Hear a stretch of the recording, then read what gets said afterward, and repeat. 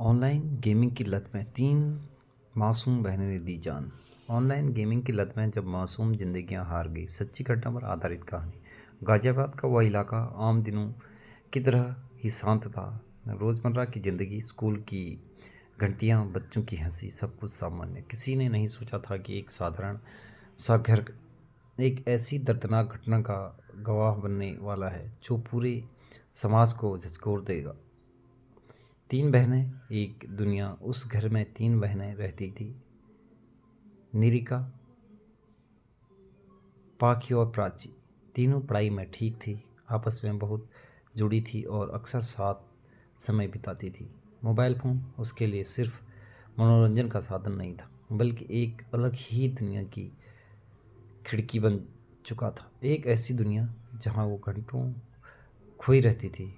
Online game का बढ़ता असर धीरे धीरे उसके जीवन में एक ऑनलाइन गेम ने जगह बना ली।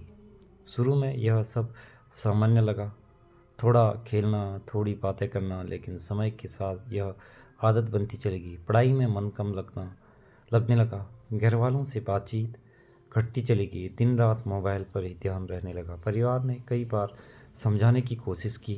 पिता ने चिंता में आकर मोबाइल फ़ोन कुछ समय के लिए अपने पास रख लिया ताकि बेटियां पढ़ाई और असली दुनिया की ओर लौट सकें। अंदर ही अंदर टूटता मन पर कोई यह नहीं समझ पाया कि वो बच्चियां अंदर ही अंदर कितनी उलझन में थी। ऑनलाइन दुनिया में बने रिश्ते अलग अलग संस्कृतियों की बातें और उम्र से कहीं ज़्यादा बड़ी भावनात्मक उलझनों उलझनें, सब कुछ उनके नन्हे मन पर भारी पड़ रहा था। उन्होंने अपनी भावनाएं किसी से खुलकर नहीं कही, न माँ से, न पिता से, न किसी शिक्षक से। बाहर से सब ठीक चलता रहा, लेकिन भीतर एक तूफान चल रहा था। वह दिन जिसने सब बदल दिया। एक दिन ऐसा ऐसा आया जब घर में असहनीय सन्नाटा छा गया। परिवार को पता चला कि तीनों बहनों के साथ एक बेहद दुखद घटना घट चुकी है।